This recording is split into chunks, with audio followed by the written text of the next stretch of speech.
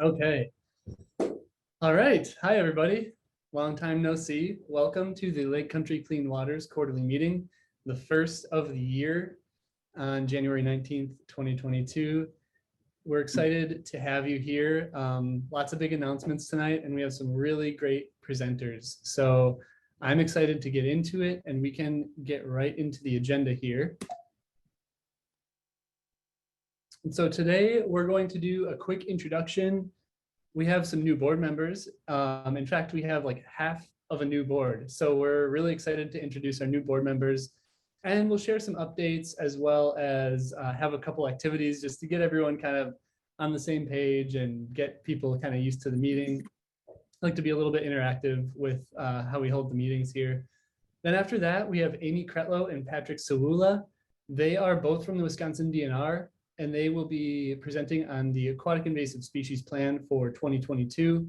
After they present, we'll have Paul Skawinski present on Citizen Lakes Monitoring Network and how you can get involved on your property, on your lake or river or stream. So we're really excited for that.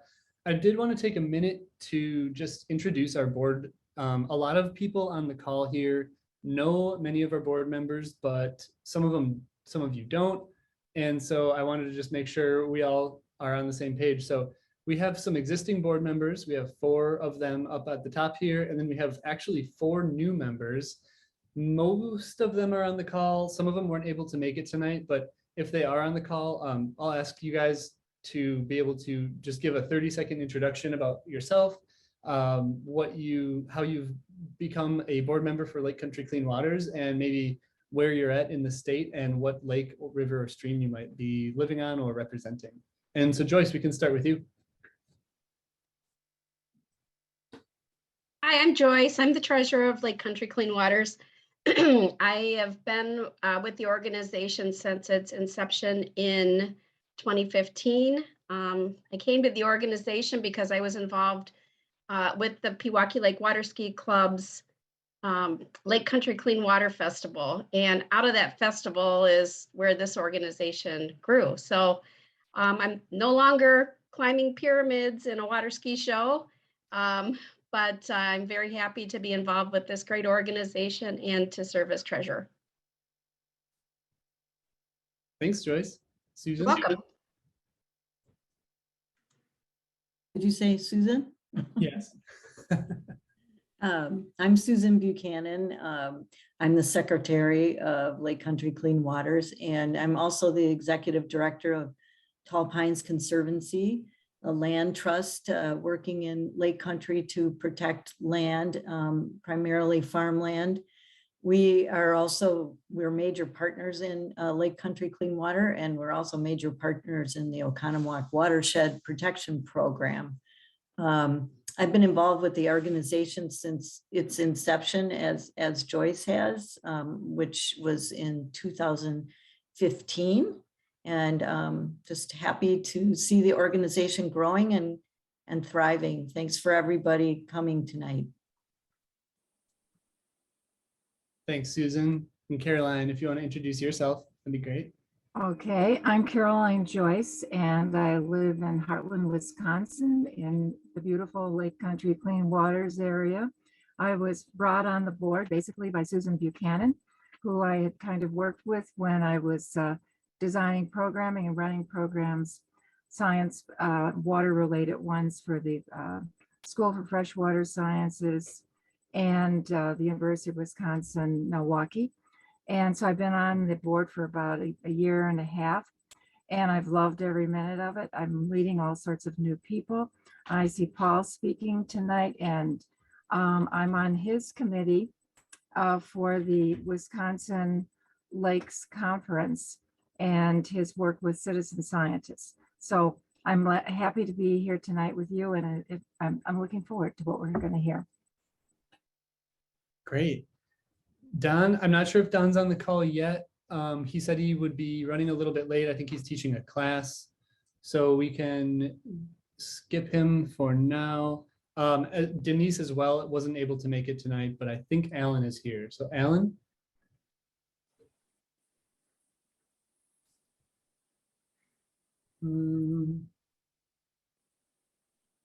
I'm looking for Alan. Alan isn't here either. Is Tom here? Bueller. Bueller. Tom. Nope. Okay, Jerry, you're here. Oh, and I think you're on mute.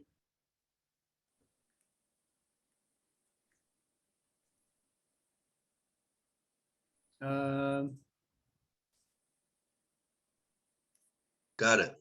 There you go. Nice. I'm cool. Thank you.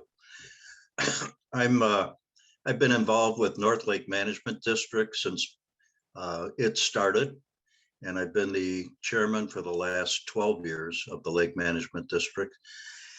And we've been lucky enough to be on North Lake since 1981 when we came out part-time, and my wife and my son got the bug and things worked out right, and we were able to come on North Lake full-time in 1988. I have a financial background for education and also in work. Myself and my wife are retired, and we spend part-time in Wisconsin and part-time in Florida. Great. Thanks, Jerry. As we move forward, if any of the other board members come on, we can introduce them, but otherwise you will just meet them at the next quarterly meeting. So we're really excited for the new board members. It's just really great to see the organization growing and really awesome people coming onto the board. So thanks for the introductions, everyone. Oh, and then I was like, oh, I should probably introduce myself too, in case people don't know who I am. My name is Brad Steckert. I am the director for Lake Country Clean Waters. The way I got here was I was the aquatic invasive species coordinator for Washington and Waukesha counties after interning under Paul Skawinski, actually. And then I ended up in finance and moving on to a career in government technology, but also continuing with my love for lakes and lake conservation. I wanted to continue being involved in water conservation. And so I lined up with Lake Country Clean Waters, helping them with some consulting. And the way that landed was I am now the director of Lake Country Clean Waters. I'm also a local boat buster. So sometimes on the weekends, you might find me out at the boat launch, helping out the Clean Boats, Clean Waters people. And if you really want to have some fun, you can Google or YouTube boat busters and see a really fun video of my interns and I a few years ago making this video called Boat Busters. It's a parody of the actual Ghostbusters song. So it's pretty fun. So what we're going to do next is go to something that you can do on your screen. If you're on a computer, this is what it's going to look like. It's going to say view options. It should be on the top of the screen somewhere up here. And if you click down, you should see an option that says annotate. There's a little pencil icon there that says annotate. And then you should see a text or draw or all these other options. But if you click on that text or draw, what I want to do on the next page is just write down what organization do you represent? Are you with a lake district, a lake association? Maybe you're Susan and you're with Tall Pines Conservancy. You could go and write any of that. So once again, the instructions there are to go to view options and then annotate. And then you can use that text, or if you are really feeling risky, you can try and draw and actually write out your lake organization name. What you can do here, and then, so this page is blank because you can just go anywhere on the page and write your organization. So if you're in Nate Rice, you might want to write Silver Lake. Awesome. Oh, yep. All right, nice job, Dee. Gerald, all right.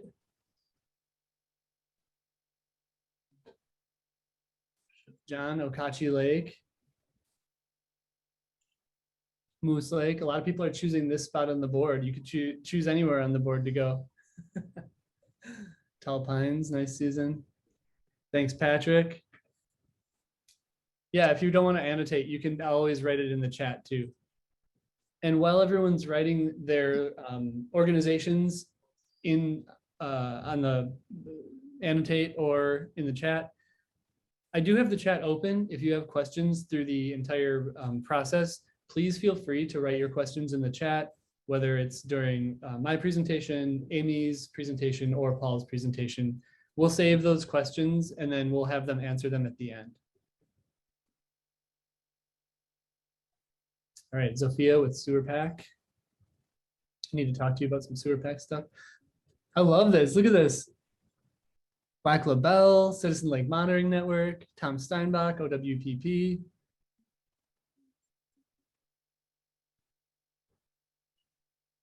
Lisa Conley, risking it all, writing with her mouse.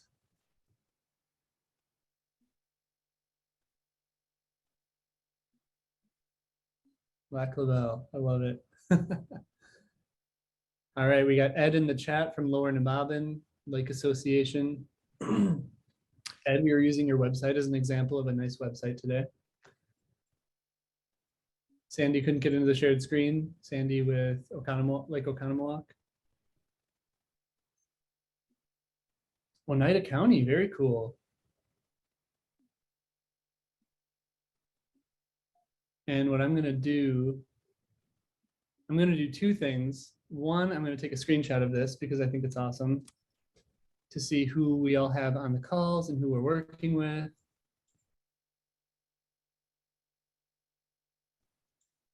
And Jerry's on his way trying to write too. I'll say trying. I also see Ken Hebby's on the call from Lake 5. All right, so I wanted to go over quick some 2021 accomplishments. This slide looks really text heavy, but we're not going to go through everything. But so last year, I just wanted to share kind of what we were able to do because this is the new year and kind of, you know, we got to sum up what we did last year. So we had 3 quarterly meetings and our Healthy Lakes Conference, and we had that in person. We also presented at the Lake Country Clean Water Festival, which was fun. We just had a table there. All in all, we had over 150 attendees. We had over 20 experts and professional presenters combined between all of the presentations, 15 different water-related conservation topics that we got to cover. So that's really cool. And then I have some highlighted presentations. We had Alan Barrows, who's now a board member, and we had Jeannie Schur talking about purple loosestrife, the new AIS coordinator for Washington and Waukesha counties, as well as Heidi Bunk. We had Dr. Chris Wright come to our conference and explain just all about water and the basics about water, and it's really interesting. Shall look at starry stonewort from a science perspective in Wisconsin. And then we also had Jim Ketter present at our Healthy Lakes Conference about Silver Lake in Washington County from a lake person's perspective. So that was really cool. And then we had Jerry Hine and Tim Tyre, who are doing the North Lake Management Study, drone and wave study, which is just an awesome study that we're going to continue to keep monitoring and probably have them at our next quarterly meeting on where they're at with that study. What's the red box? Okay. So we have had 8 lake groups donate. We've had 20 individuals donate and 1 foundation donate this year. So we're really excited about that. We run completely on donations. And so the donations basically have been scraping us by every single meeting, which has been really great because we can continue doing these meetings. We do this also through partnerships with Tall Pines Conservancy, Ozaki Watershed Protection Program, Wisconsin Lakes, DNR, and many other partners as well as everyone who's donated. So we have 1 part-time employee and a volunteer board of directors.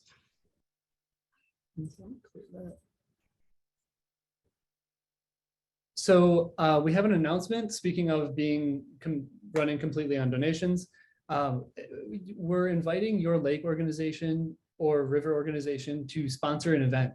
So you can sponsor one of our quarterly meetings. You can sponsor our Healthy Lakes Conference. And this year, we're actually also hosting the Lake Country Clean Water Festival out on Pewaukee Lake. So you can sponsor that as well. If you're interested in sponsoring any of these, your lake organization would be, displayed everywhere, sponsored by this lake organization. If it's a quarterly meeting, we would kind of allow you to have some time to talk about your lake organization for a little while. And we're really excited to hopefully get some sponsorships to sponsor just like a single quarterly meeting or part of the Healthy Lakes Conference. That we would think that would be really cool. So we'll continue to seek out sponsorships for that. If you're interested, you can let me know. If you're interested now, you can let me know in the chat, or you can always just send me an email too. So please consider asking your organization to donate, sponsor, or make a personal donation. And we also have our lake and river group annual sponsorship structure. So we have all the way from watershed down to lake, river, stream, or the puddle category. And you can donate any amount within this, and you get more things during each of our meetings for what you decide to donate. So we just encourage you to donate whatever you can to help us move along. So our next meeting is our Healthy Lakes Conference on June 3rd. And so we'll need some help, getting funded completely for that to get there. So please consider talking to your lake group, making a personal donation. They're all tax deductible because we're a 501c3. So got to always plug that. And then we're excited to have people apply for this year's Lake and River Organization Annual Recognition Award. In 2020, North Lake Management District won it. In last year's Silver Lake Management District won the award, and that's Nate Rice from Silver Lake Management District. 2022, it's up for grabs right now. So it could be your lake or river organization. So you can apply for the Lake and River Annual Recognition Award at our website, lakecountrycleanwaters.org. There's a simple, it's like a Word document to fill out and submit to our website. And you can do that if you have been exhibiting some cool stuff on your lake and want the award this year.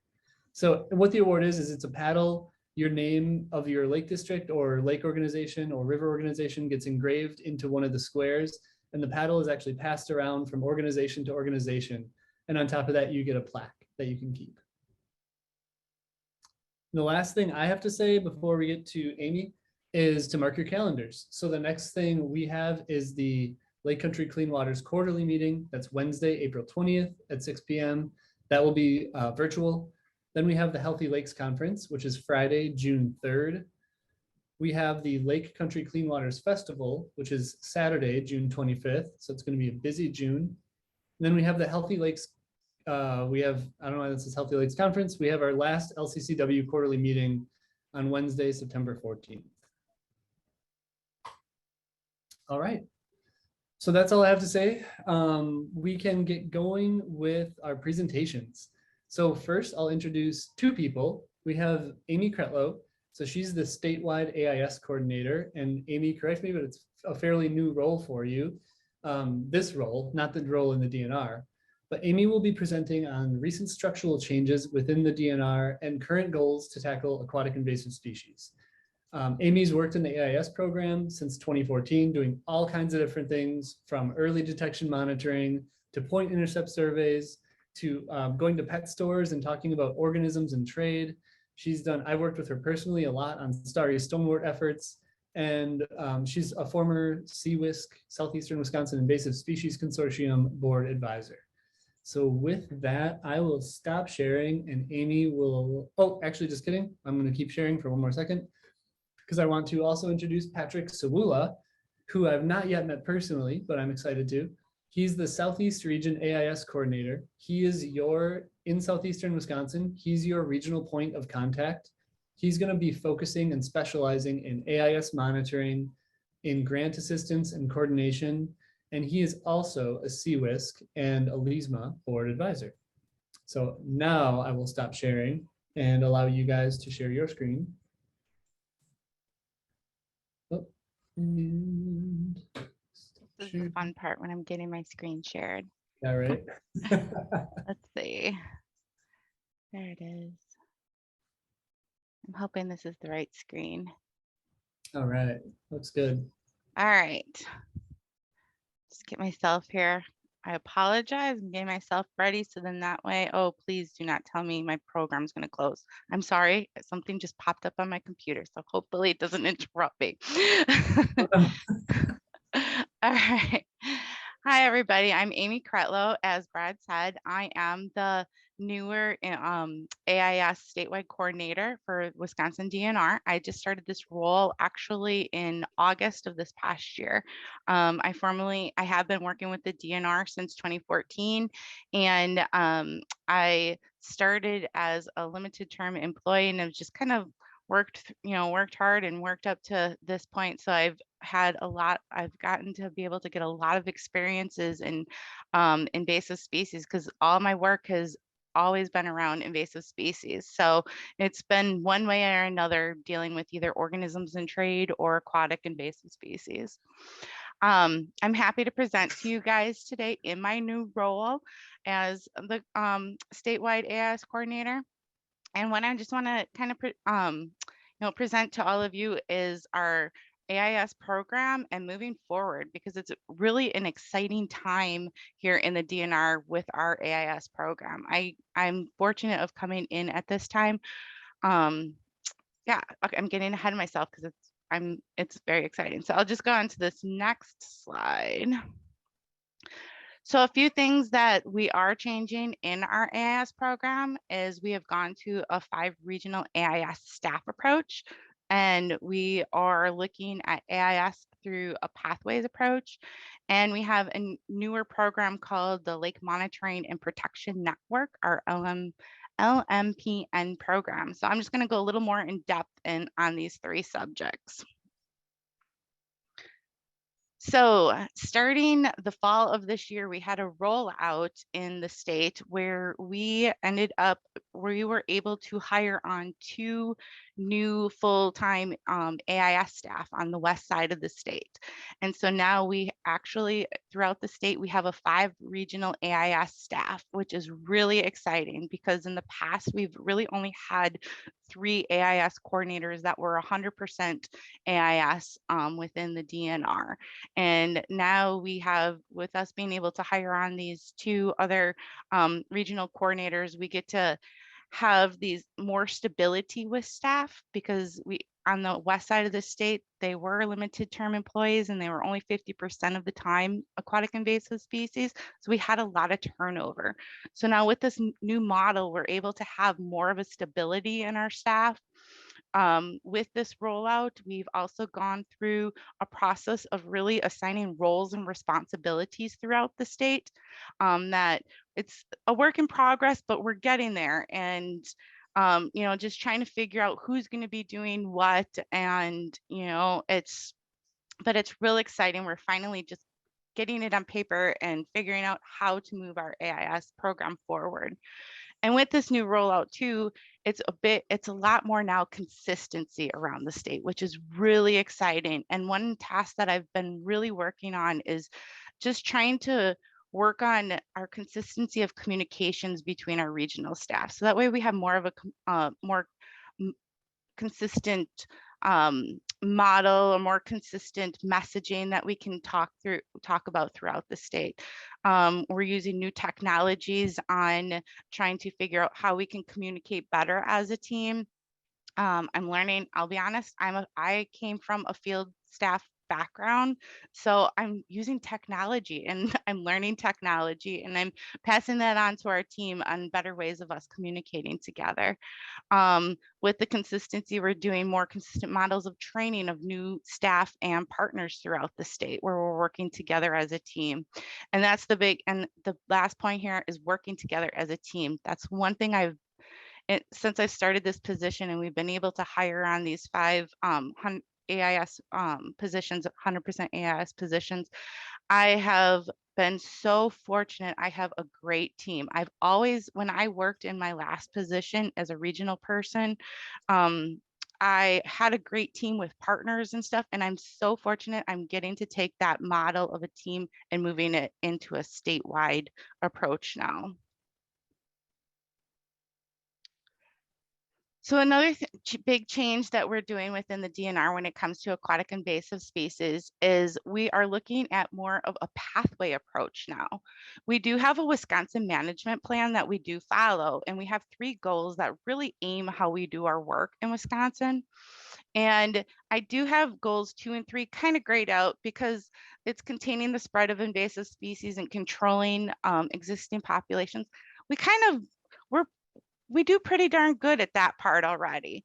And, between our monitoring and just working with control and just, that's something that we've always really had a good focus on. So we're really moving forward, we're really starting to work on goal 1.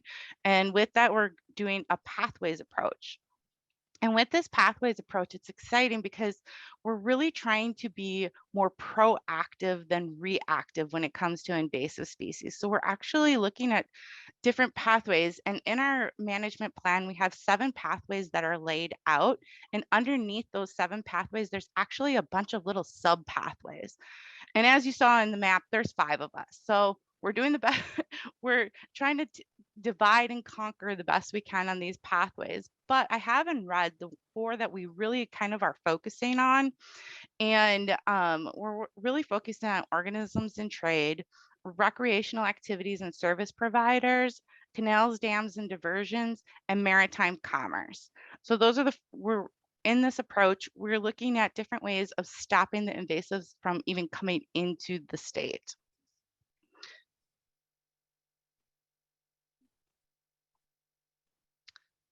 So another program that we're really starting to focus, what we are really moving towards, is our lake monitoring and protection network.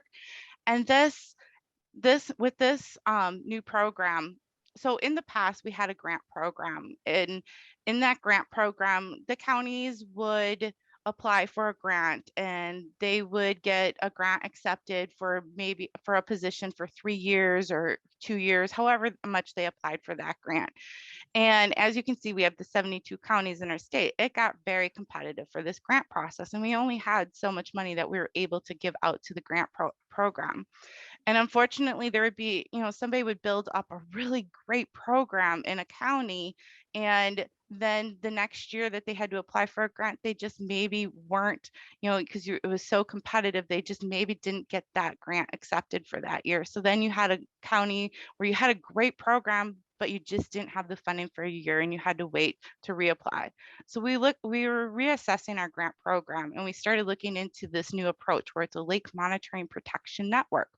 And in this approach, we actually take that grant money, and I can't go into specifics on how they divvy it up. They have all these, logarithms, and there's people that know how to do that part better than I did. Like I say, I'm a good staff person and communicator, but when it comes to the logarithms and how they divvy that part up, I can't answer those kinds of questions, but I can let you know that we do have a way that we do split this money up between all the counties, and that way each county will know, they know that they're getting that certain amount of money coming into their county each year to try to have more of a consistency of knowing for their program. So we did start this program in 2021. And as you can see in the map on the left, we did have some still of the old grant program. And it was very, that kind of, transition year. And then I apologize. This is from October 11th. It's still pretty much the same coverage as I've looked at more recently, but there is more up in that northwest part of the state. There is still a few of the legacy grant program going on, but a lot of our counties have opted to come into our LMPM program. So it's very exciting to see that we're getting this actual coverage throughout the state now. And within this program, there are core activities that the counties are asked to do. And every year they go through with this, here's a list of just kind of some of the core activities that we ask, that they can do for the year. And to be honest, we're not expecting the county to go through and check off all these activities. That's a lot of activities to try to get done in a year. But so we work closely with these counties when they do sign up for their LMPM program to really just try to focus on what's important for that area.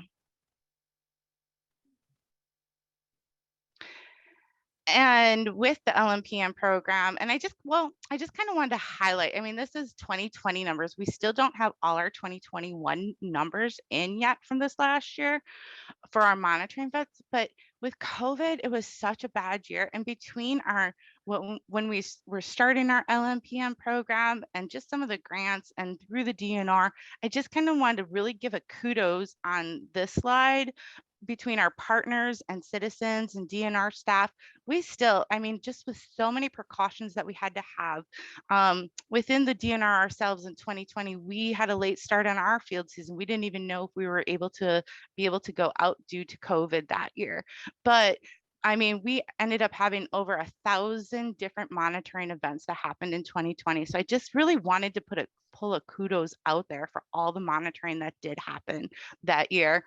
And that was a difficult year. So it's really exciting just seeing how the citizens and partners in DNR work together with our AIS monitoring. So with that, I was just kind of giving a really brief, quick overview though of some of our, what's new within the DNR and our AIS program. We're just evolving into this more statewide approach and becoming more consistent through the state. And, our messaging is going to be more consistent. And it's just, for me, I'm very excited and I'm so happy to be in this position at this time and really helping move this program forward. I'm going to actually just turn it over to Patrick because he has been nice enough to agree to join me in this talk tonight, because I was actually Patrick's position right before I got this job. So I wanted to have Patrick to take a chance to introduce himself to all of you. Awesome. All right. Thank you, Amy. Can I get a confirmation that everyone can hear me okay? All right. Excellent. Well, yeah, so as Amy mentioned, we have our new kind of 5 regional coordinator model. You can see on the map here, I'm your guy for Southeast Wisconsin. So it's, it's great to be able to talk to you all today. I've got some good history in Waukesha County, actually, I'll talk about in a little bit. So I'm based out of Plymouth, same as where Amy was based out of. Although, COVID times, I'm working at home quite a bit as well, which would be Grafton for me, Ozaukee County.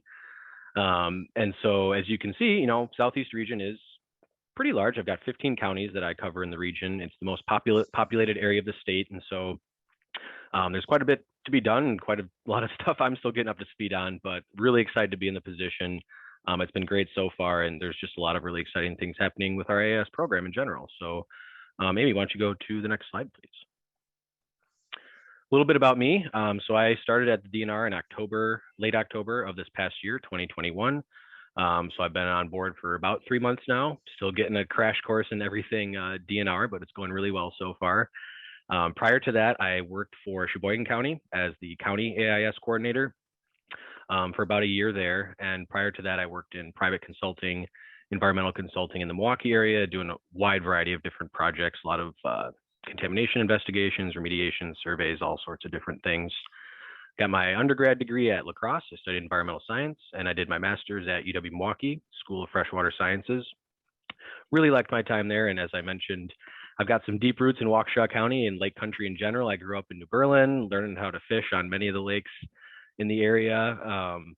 In grad school, I actually worked a booth at the Clean Waters Festival on the beach there at Pewaukee Lake. And so I've definitely pretty invested in the area.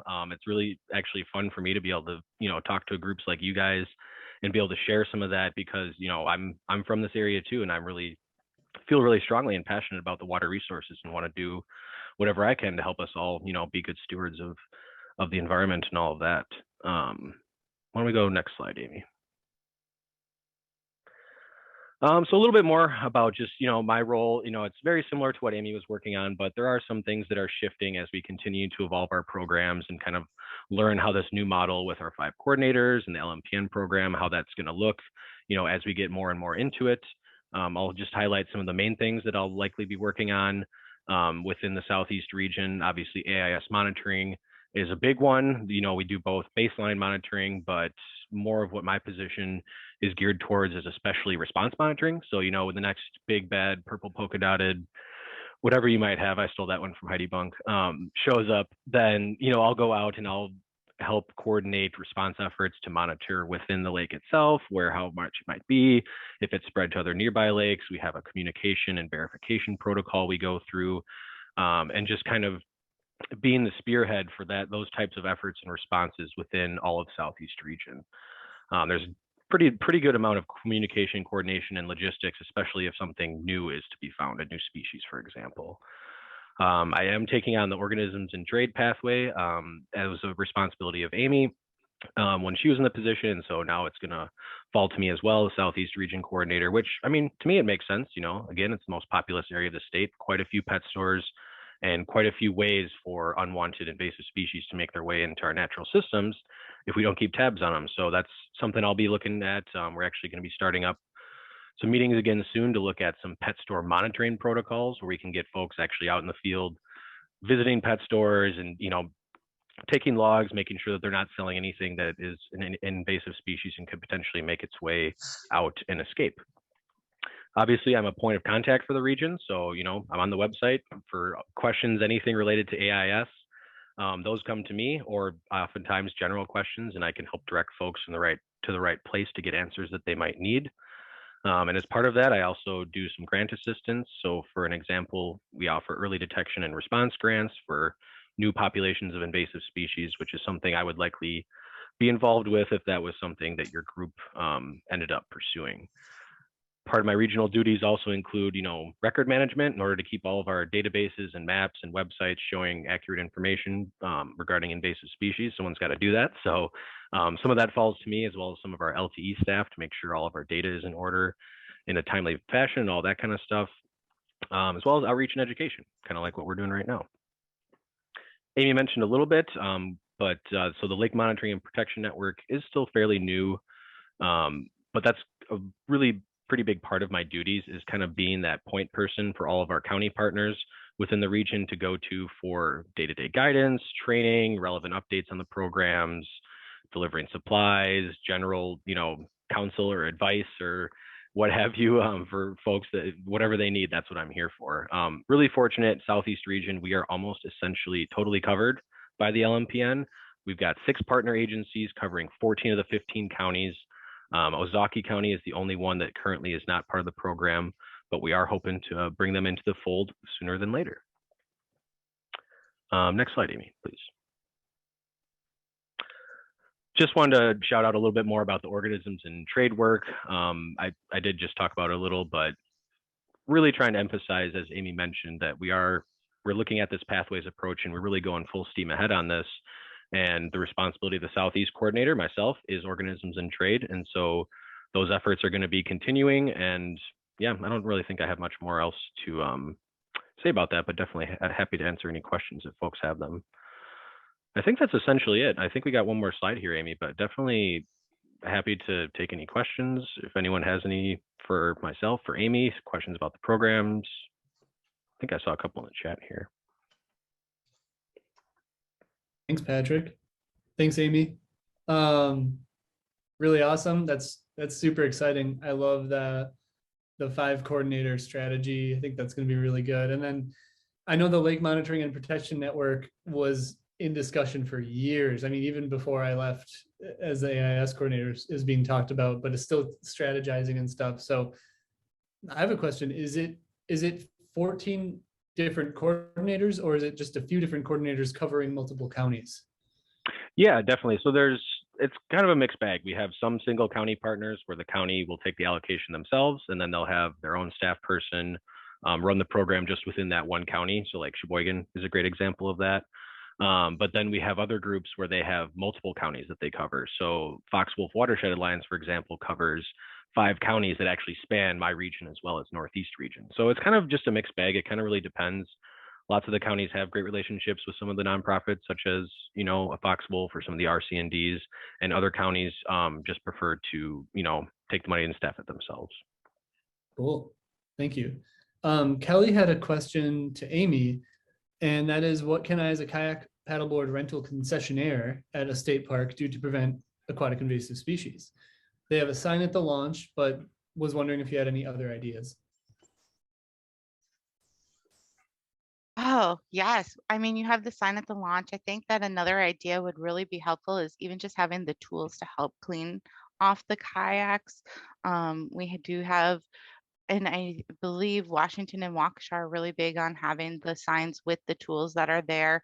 Um, just if it is possible, I don't know how busy your launch is or anything, but just being able to have a Clean Boats, Clean Waters person interacting with the public when they come in on your busy times. I really do like that face to face. I think that really helps with just trying to teach people about preventing of spreading of AIS from lake to lake. And I mean, I can always, off the top of my head, those are the first things that came to my, thoughts. Patrick, maybe you have some more ideas, but I can always try to think of some more and let you know. Yeah, messaging, I would say, just general being able to let people know what good practices are, and I don't know, maybe prompts. We have brochures and things like that. If you're interested, that might be not a bad idea either. Yeah, I really do like the tools though, so that way it's accessible for them to be able to do, use them. Definitely. Patrick, Tom is asking, we have people who come to us who want to volunteer. Is there a need for staffing boat launches, and is this something we could direct them to? Yeah, absolutely. There is. I think you're probably referring to like Clean Boats, Clean Waters type Exactly. efforts, right? Staffing. Yeah, absolutely. The more the merrier, is for volunteers, especially in programs like that. I would just say, before folks go out and do staff the boat launches, they should go through the training process for Clean Boats, Clean Waters. There's a couple options for that. Either, the local county coordinator, whichever county you happen to be in, should be, putting on some trainings, likely should be putting on some trainings depending on what their exact agreement says. But I believe there also will likely be some statewide Clean Boats, Clean Waters trainings. I'm not sure if Amy or maybe Paul know about that, but I think we started doing that during the COVID times here, obviously, to help, ensure people can get safe access to the training. But I think a good place to start would be to get with your county coordinator and see what they may have already in the books, and you probably could hook up with a training. There's obviously other, if you really want to go into it, there's grants you can apply for Clean Boats, Clean Waters to run on your own. If you're interested in that type of stuff, definitely feel free to reach out and we can get you the right information to help make those decisions. Awesome. Good answer. And good question. My last question. Definitely. My last question is for Patrick. Hey, do you want to come back to the Lake Country Clean Waters Festival and work a booth this summer? Yeah, I mean, yeah, COVID and schedule willing, sure. Yeah. Nice. Get back to old times. Perfect. Yeah. I love that beach. That'd be great. Awesome. Great. Well, I can. Oh, I see Nate's message here too. I'll take your info, Nate. Yeah. Oh, I didn't see Nate's message. Oh, maybe it was private. Oh, it's just a direct, yeah. Okay. Does anybody else have any questions for Amy or Patrick? We have a couple minutes, so if before we get to Paul, if you guys have any other questions, feel free to ask them. Well, Brad, I would just add to Tom's question to Patrick that they could also do AIS monitoring at the landing through Citizen Lake Monitoring Network. So not just watercraft inspection, but you could also survey the landing area for aquatic invasives. And I'll talk more about that in a few minutes. I didn't want to step on your toes for Yeah, that I know, one, Paul. like Yeah. Well, thanks. I can't believe I neglected to mention that. So thank you. And Snapshot Day, don't forget that. And Yes, Snapshot, yeah. I The know list goes on and on. There's Yeah. so much that we could, I mean, for citizens helping out, there's so much that we could, help get people involved with. That was a perfect transition. And are you guys seeing my screen with Paul on it? Yeah, okay, cool. Yeah, Paul, that's perfect transition.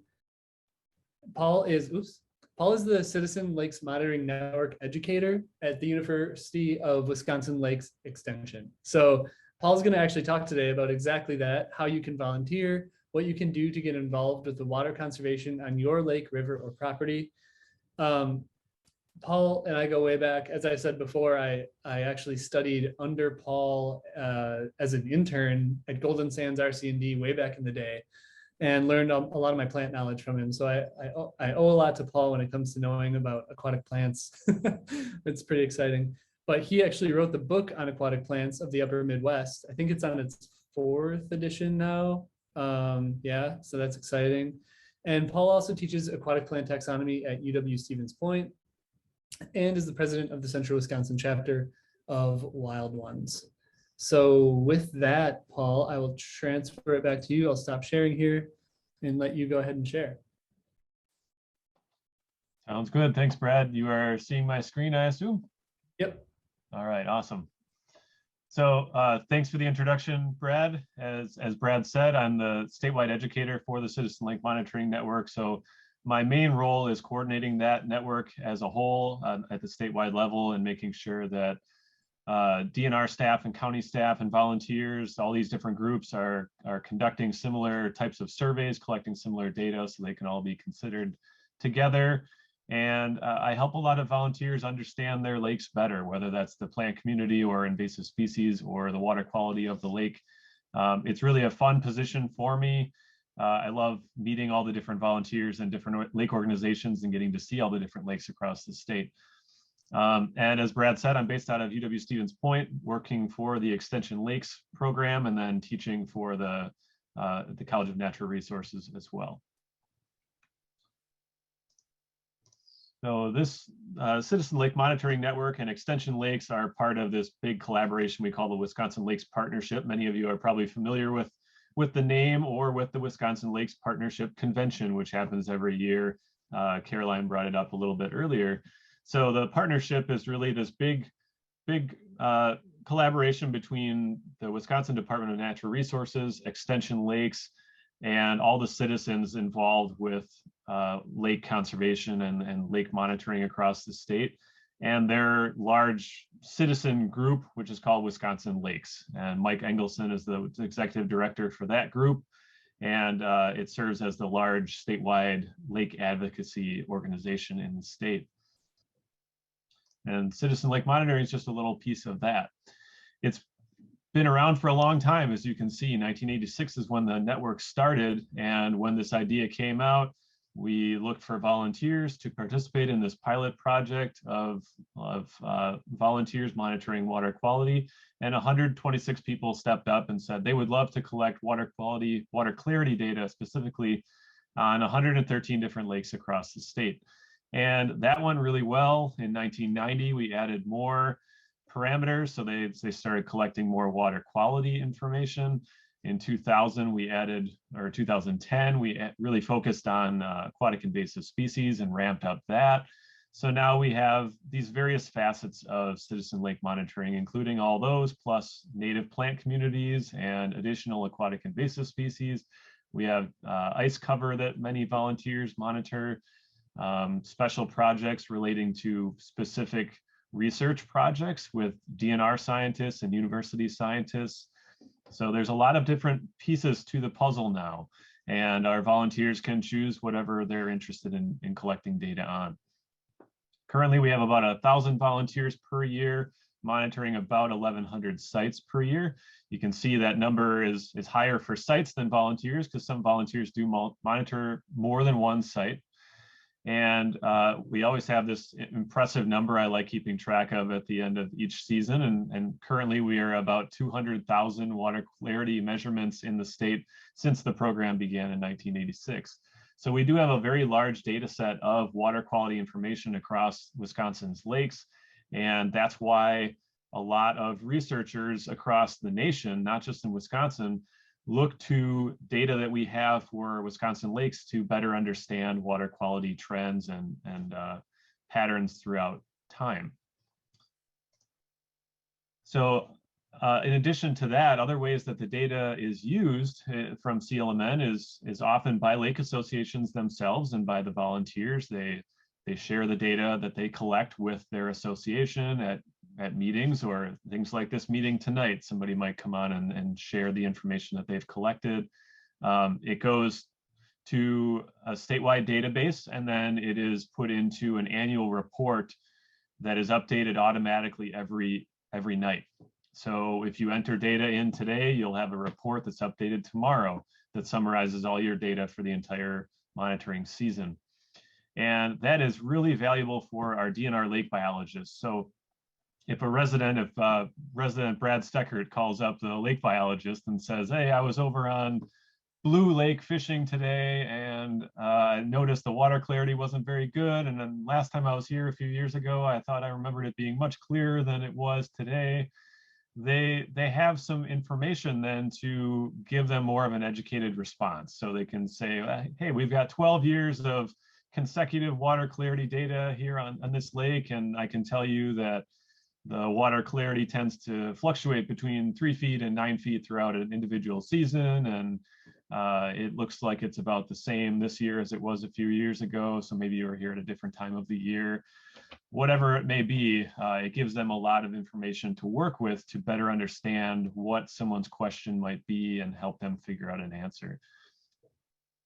Lake consultants use it all the time in lake management plans and other documents and their work.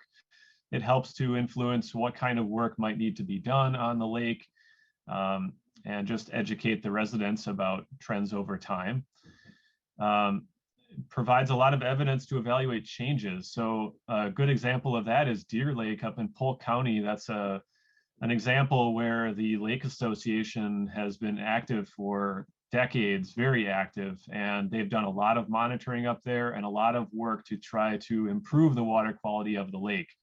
I believe it started where people who had lived on the lake for a long time, since they were kids, they said, well, boy, I remember it being much clearer, better fishing, whatever it may be. And so they said, well, let's get together and try to bump up the water clarity and decrease the phosphorus loading to this lake and try to make it better.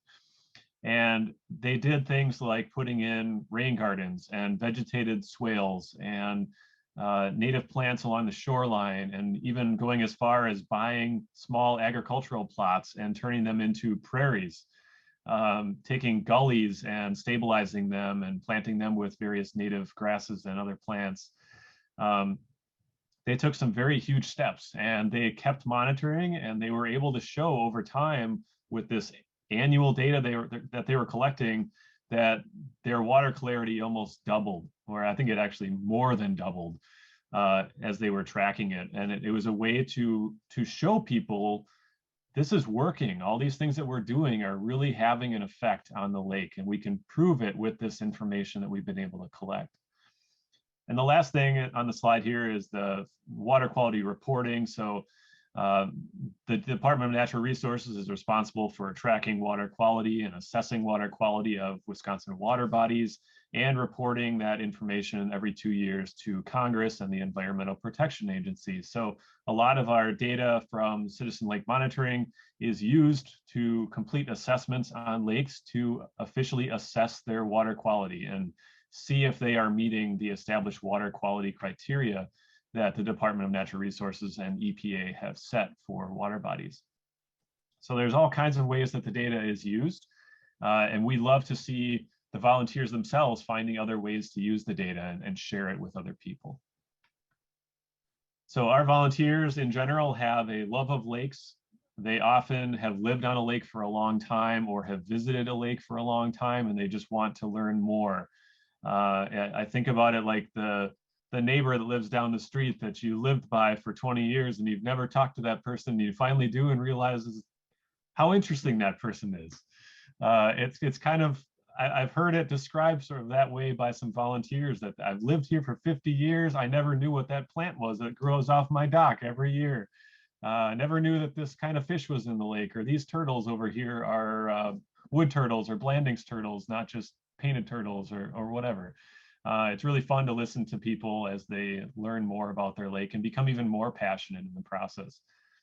And these people also understand that water quality has a lot of impacts on not just property values, but their own health, mental health, physical health, the ecosystem health in general.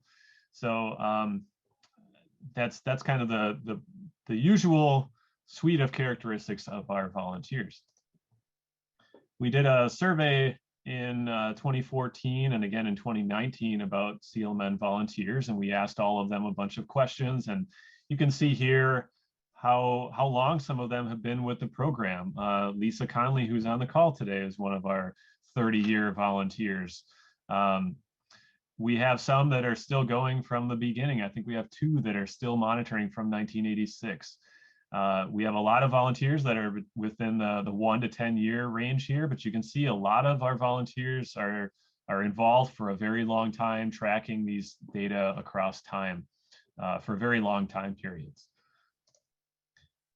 So what do we do as staff? We have the statewide CLMN educator, that's me, and then we have the regional coordinator. So similar to Amy's model with the regional staff across the state, I also have regional coordinators that work out of regional DNR offices in, for example, Oshkosh and Green Bay and Waukesha.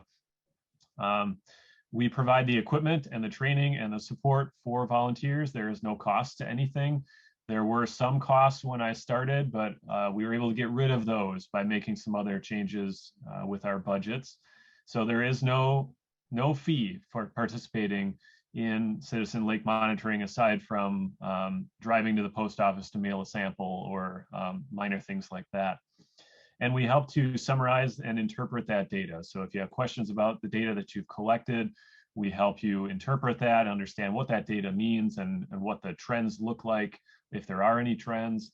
And as I mentioned before, we have these data reports that are automatically summarized for you from the state database. So you can always go into a public facing website and you can find a report for that season. And you can also look back to any other season that you've participated, or you can look at some lake down the road and see how that lake is doing. It's all available online. And I'm going to walk you through where to find that data in a few minutes here, because I get a lot of questions about where to find that data and things like that. So what the citizens do for us is they actually go out there and they collect the data. They are really the boots on the ground. They take the boat out and they collect water clarity data or water chemistry data or other things. And they report that information into the state database called SWIMS. It's the same place where our staff data goes.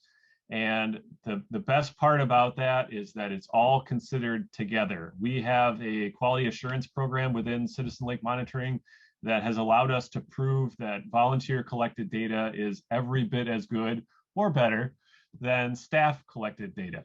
So it's all considered together, and we don't say, if a scientist is looking for information for a study, we don't say, well, here's the high quality staff collected stuff, and then we've got this other group of volunteer collected data. It's all the same to us. We can demonstrate that the quality is there for all of it. And so we have this very, very nice collection of data collected by both staff and volunteers.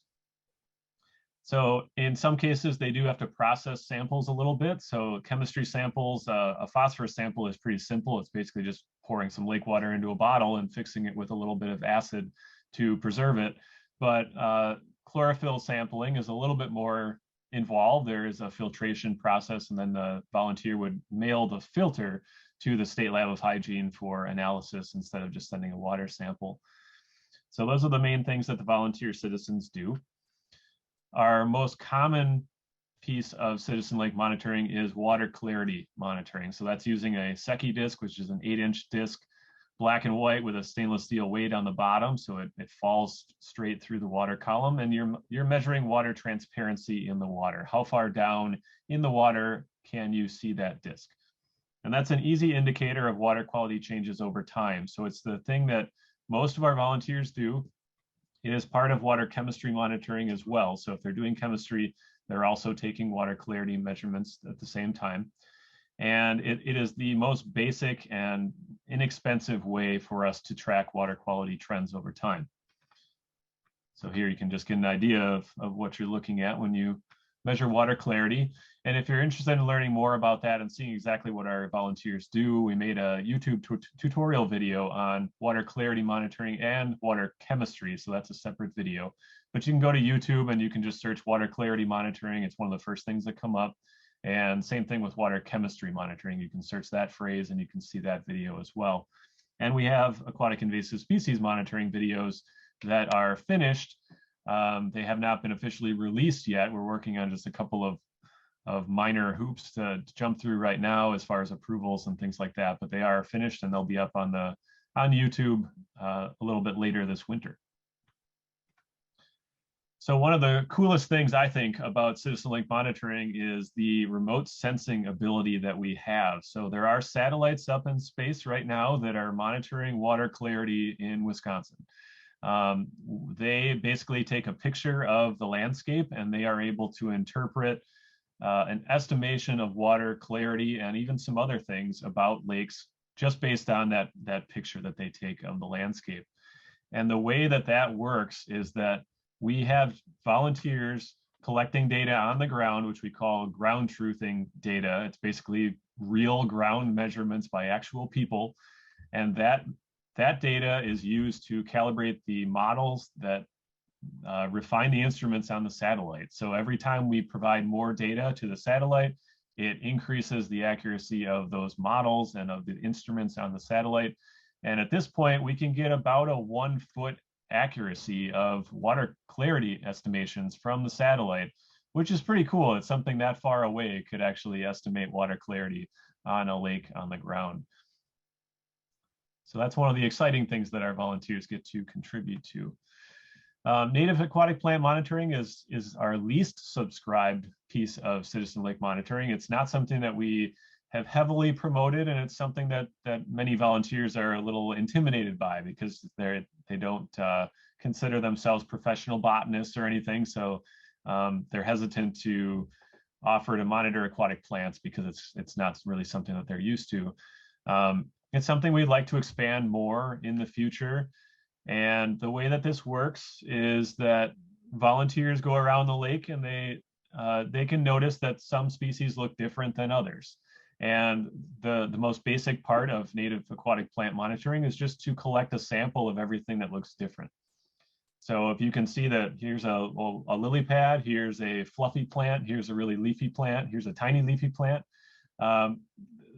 whatever you use to distinguish them, we just ask you to collect a sample and press it on a large sheet of paper. That could be an 11 by 17 piece of paper or even a 8.5 by 11 sheet of paper. And you basically just collect a sample of each and either press them on paper or send me a picture. And you assemble a collection of the entire plant community that you are able to distinguish out in the lake. And you come up with a preliminary list. Here's the plants that exist in the lake. And you can send me the actual specimens or you can send pictures to me and then I can verify the identification for you and then provide you with the actual final list. And one of the best parts about this is, for me, is seeing these fun drawings. So a lot of the volunteers will create these drawings that depict where the certain species or certain categories of plants are located around the lake. And if they do this each year or every few years, they can kind of understand how things are changing. And if a certain bay is becoming much more dense with vegetation or certain plants are expanding. And another thing that happens is they often detect invasive species at low levels. And that's really the goal of aquatic invasive species monitoring, is finding these things early when they can be managed effectively and inexpensively. So this is an example from Shadow Lake in Wapaka County when I was helping a volunteer do some native aquatic plant monitoring out there. As far as we knew, there was not any Eurasian water milfoil in the lake, but as we were going through, just meandering around the lake in kayaks, we found this Eurasian water milfoil. This is kind of a strange photo. So it's actually half underwater, half above water with an underwater camera. And so, I mean, the seam where the water is, it's almost not even there. So it's kind of hard to understand what you're looking at here, but you can see this line right here is actually the surface of the water. But we found this very small population of Eurasian milfoil there. It was off of the public beach, and the city happened to staff lifeguards at the beach. And so the lifeguards actually assembled a little dive team. And the volunteers on the lake worked with the lifeguard team to dive down and remove the Eurasian milfoil from the lake. And really, this was only possible because we found it in a small population that could be manually removed without an immense level of effort. So moving on from there, we do aquatic invasive species monitoring, as I said, and including invasive plants like starry stonewort in the upper left there, Eurasian milfoil, hydrilla, purple loosestrife, and others. And if you're interested in purple loosestrife in particular, This is a beetle that we release into wetlands of Wisconsin. It's been used for a couple decades now to control purple loosestrife. And the state program for purple loosestrife biocontrol, which is the name of this whole effort, is run by Jeannie Shearer out of UW Extension in Madison. So if you're interested in raising beetles to attack purple loosestrife, contact me or Brad or Jeannie Shearer at Extension, and we can help you get set up to do that if you'd like. You get to raise these cute little guys here. They only eat purple loosestrife and small kids, so we don't have to worry about them attacking other species. Just kidding, they don't attack children. But it's a fun program. It is actually a native pest of purple loosestrife in Europe, so it is not a native insect. It is one that USDA studied in its native range, in purple loosestrife's native range, to see what kind of insects were most stressful to purple loosestrife and most effective in controlling its populations. And then that insect was brought here to control purple loosestrife. Before it was released here, though, it was studied extensively to make sure that it did not eat other species. It's not like the Asian lady beetle that most people think of when they think of an insect biocontrol. It does not hibernate inside your house. It does not bite you or smell when it's squished or anything like that. It's a pretty harmless insect, except to purple loosestrife. And some invasive animals that we look for include rusty crayfish, zebra mussels, Asian clams, and banded mystery snails. Most of those are familiar to you in southeastern Wisconsin. They're all present in some lakes within that part of the state. These are some of the resources that we provide. The early detector handbook is something that I developed in 2014 when I started in this position, and we do provide that for free, 1 copy per lake with the invasive species monitoring kit. The book that on the right is what Brad mentioned before. We don't provide that, but both of those titles are available through the Extension Lakes bookstore if you're interested in either of those. And then we provide things like webinars to keep our citizens up to date and keep them interested, or provide information on things that they are interested in. Most of the time, the webinars are developed with suggestions of topics from the volunteers. So I will ask, what do you want to learn more about? And they say, I want to learn about the different kinds of turtles that we have in Wisconsin. I want to learn about wetlands, or how groundwater contributes to lake levels, or PFAS, or whatever it might be. If whatever they'd like to hear about, they tell me, and then I go and find experts to talk about those topics.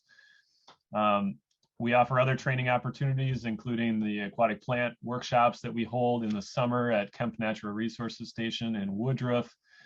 We sometimes do a Southern training workshop as well, depending on staff availability in Madison. But you can come and learn about aquatic plants, and there's no obligation to you or anything. It's really just to train you on aquatic plant identification and learn more about aquatic plants in lakes. So we do a classroom portion, and we do an on the water portion in canoes or kayaks or motorboats. Before COVID anyway, we had to put a stop to this for a couple of years, but we used to do the Citizen Lake Monitoring Lake Learning Day. And that was kind of like the webinars. It was all volunteer topics. They would tell us what they wanted to learn about. And the last one we did was salamanders and dragonflies and mussels were the 3 things that were nominated. So we had a mussel expert, we had a dragonfly expert, and we had a herptile expert. And we went out and we sampled salamanders underneath a log in an ephemeral pond, and we took nets out on a bog, and we caught dragonflies as they flew by. We walked in the lake and we collected mussels, and of course we looked at a few aquatic plants because that was there. We looked at all kinds of fun stuff. It was a great time, and people got to just learn about the things that they are interested in. We have the Citizen Lake Monitoring Network website, which has all kinds of fun resources to learn more about lakes. We have an e-newsletter and regular electronic communications that go out. and we have the staff support. If you ever have questions, people email me at 11 o'clock at night and they are surprised when they get an email back 2 minutes later. I have my email tied to my phone and I will help you as quickly as I can, as quickly as I see that message.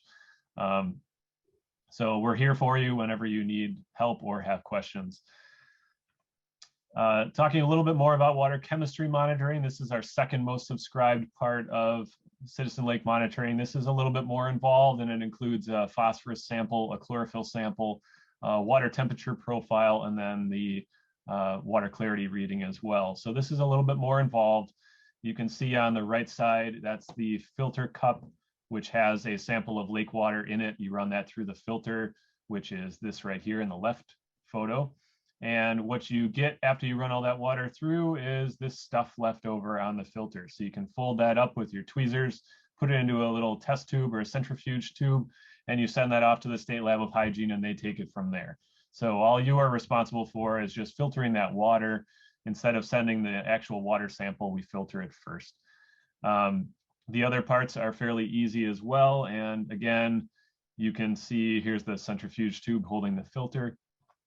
You can see all that's involved with water chemistry monitoring if you're interested in learning more by going to YouTube and searching for water chemistry monitoring, and you'll find this video there. The last thing I want to talk about was the data. So we have these annual reports that I mentioned are generated automatically through the database. So as soon as you get your data into the database, you will have an annual report produced the following day. And you can link to that through our website. On the Extension Lakes website, or there's also a way to get there through the DNR website as well. I'm gonna get rid of this window and just walk you through the actual website of how to find these reports. So I'm gonna move this one out of here and we'll go here instead. You can see this DNR homepage now, Brad, right? Okay. So if you go up to the search bar up here and click on this magnifying glass, you can type in Citizen Lake Monitoring. And first thing that pops up is this one, Citizen Lake Monitoring Network, Wisconsin DNR. Click on that and it tells you about the Citizen Lake Monitoring Network. You can learn more about the remote sensing project with the satellites and all kinds of things like that. Or if you want to find the annual reports, you just go down here to graphs and data by county. Click on that and find your county. Go to Waukesha County here, and then you can find all the different lakes within Waukesha County that are participating in Citizen Lake Monitoring right now. You can sort this by the letter of your lake name if you want to quickly narrow down to a lake, or look and see if you only want to sort by recent data. But we can go, for example, here to Ashapun Lake, and we can find all the years that that lake has participated in Citizen Lake Monitoring.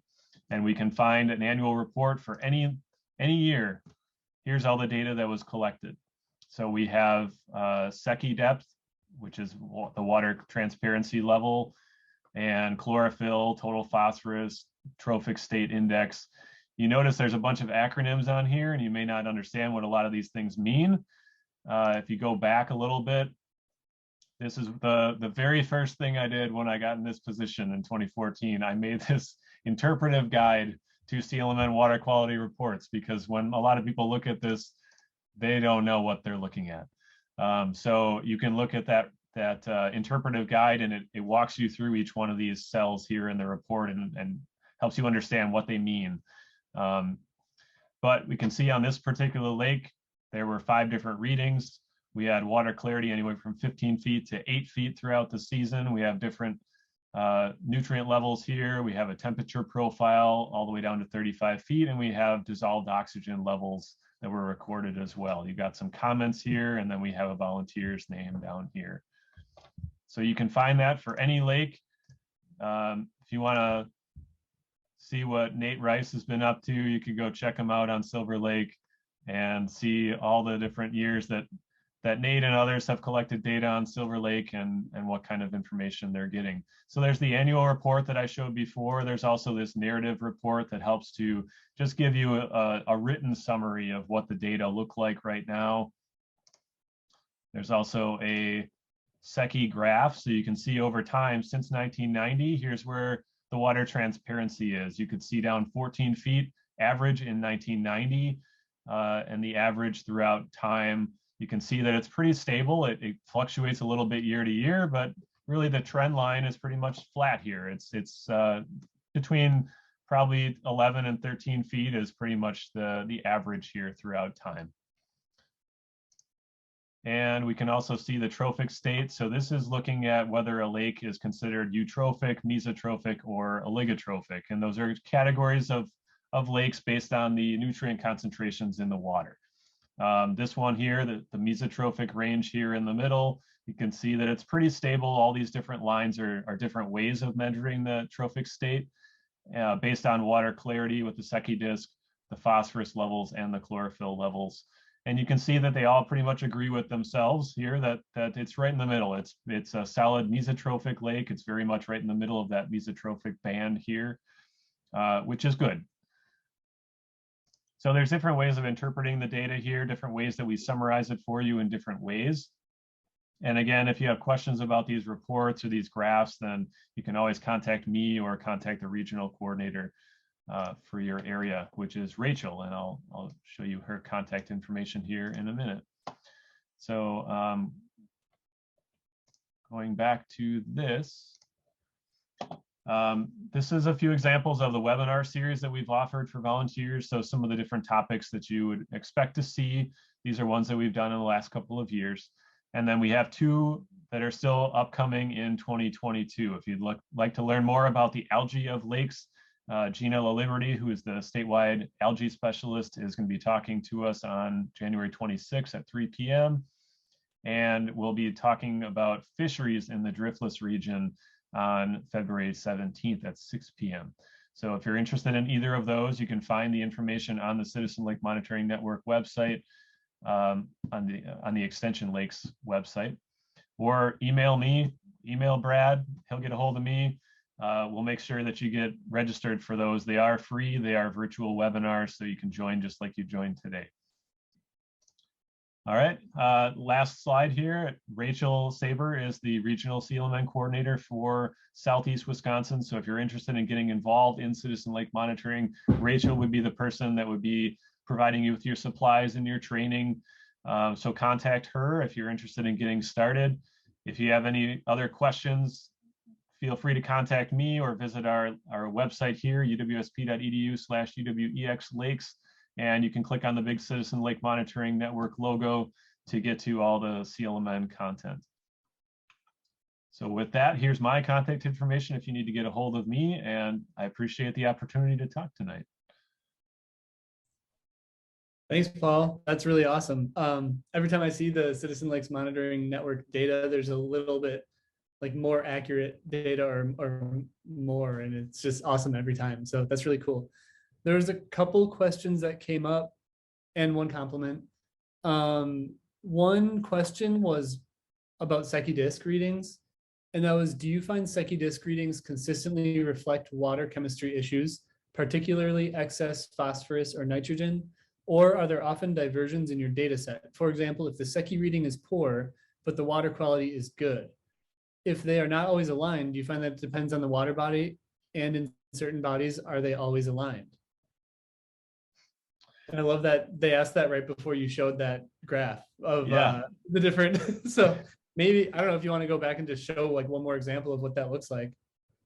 Well, I'm reading the question again in the chat here. So they don't always align. The one exception where that it often does not align with water clarity or water quality is where many of our northern lakes are very tannin stained. And so they have very brown, coffee colored water. The Secchi disk reading may not be all that good or all that high, but the nutrient levels are still quite low.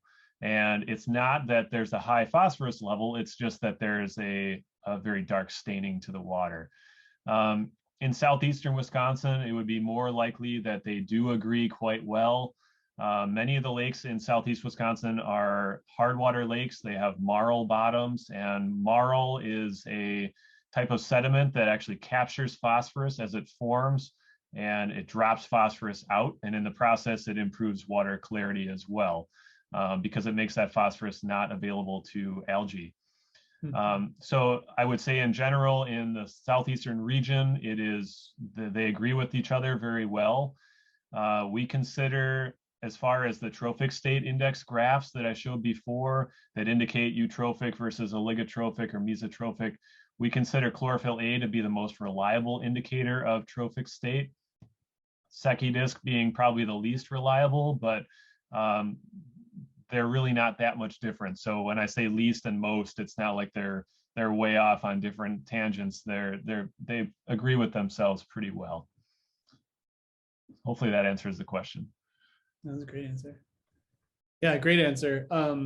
Also, Nate Rice was plugging your class, so your training. So it is outstanding. So is your book.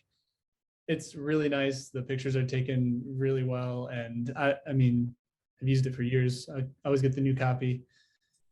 I also shared Rachel's. So if anybody's interested in contacting Rachel, she's the local Citizen Lakes Monitoring Network person here. Feel free to use her email there. And then I also wanted to plug the Purple Loosestrife Bow Control Program that Paul was talking about. Jeannie Shearer spoke at our last quarterly meeting in April.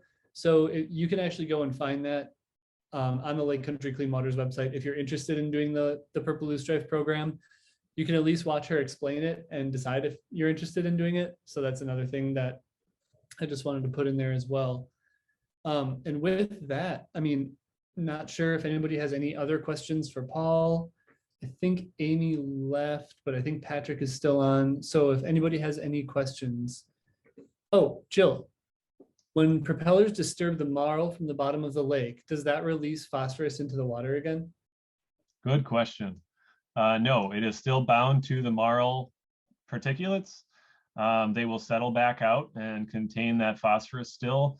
The phosphorus can be released from marl, but it is in anaerobic conditions. So if the bottom of a lake goes anaerobic, a lack of oxygen, then phosphorus can be released. And that is something we see in some lakes where we refer to it as internal loading of phosphorus. So a lake will go anoxic, it'll lose its oxygen at the bottom of the lake. And at that point, phosphorus can leach its way out of the sediments into that bottom layer of the lake. And in some lakes, that is a pretty substantial source of phosphorus loading into the lake each year, just recycling itself over and over. But just simple disturbance from a propeller or water disturbance, resuspending marl from the bottom of the lake does not actually release the phosphorus from the marl particles. Great question.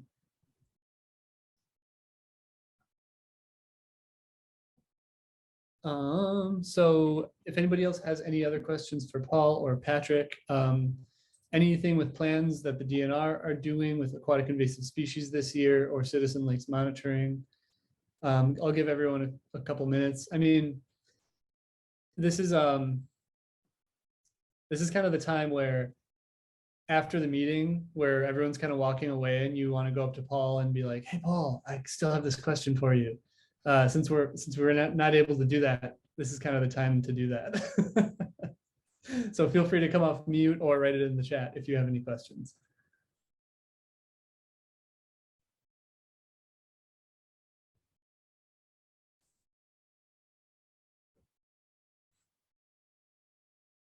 Well, maybe I'll get to meet some of you at the Lakes Convention this April. We're still planning on being in person, COVID willing.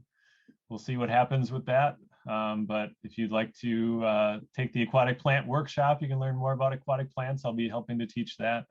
Or there's so much information to be learned at the Lakes Convention. So I would encourage many of you to go. And there is a virtual option as well if you're more interested in joining virtually this year. Yeah, I'm excited for Lakes Convention this year. Oh, Jim asked, does the DNR plan to update the FAQ on the website for starry stonewort? It's might be more of a Patrick oriented question. Yeah, as far as I know, not currently. I think those were produced in, I want to say like the spring of 2020. So no plans currently to update those, but we are, very much still kind of evaluating starry stonewort and all the things that go into that. But I would still reference those for kind of the most current state of affairs, if you will, for starry. Great. Great, thanks. There is a group called the Starry Stonewort Collaborative that I've been involved with since its inception in 2015, I think it was, or 14.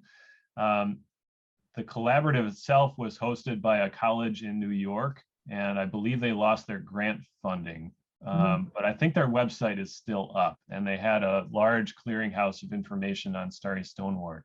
So you might search Starry Stonewort Collaborative and read up on all the different materials there.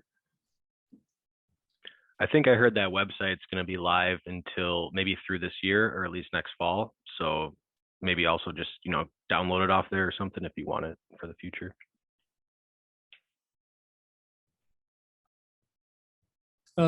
Yes, sorry, I was reading this next question from Tom. When we talk about marl, I'm assuming we're not referring to the sediment that is much lighter than marl, correct? And the sediment can release phosphorus more readily? So I'm assuming that Tom's referring to organic sediments that often mix with marl or settle on top of the marl or alongside it. You can get release of phosphorus from sediments. Again, it is often driven by anaerobic conditions, so that's going to be much more of an issue if you have anaerobic conditions. I think that's probably what he's referring to there. And yeah, the organic sediment can be much more easily suspended. It's very flaky often and will suspend very easily. The marl is more of the gray, fluffy sediment that just creates a gray cloud in the water if you dive near it or you have a propeller near it or something like that. Nice, great clarification there. Awesome. Well, with that, I'm kind of looking at people's faces to see if anyone looks inquisitive. Daryl looks happy, but not inquisitive. So I'm going to stop recording now.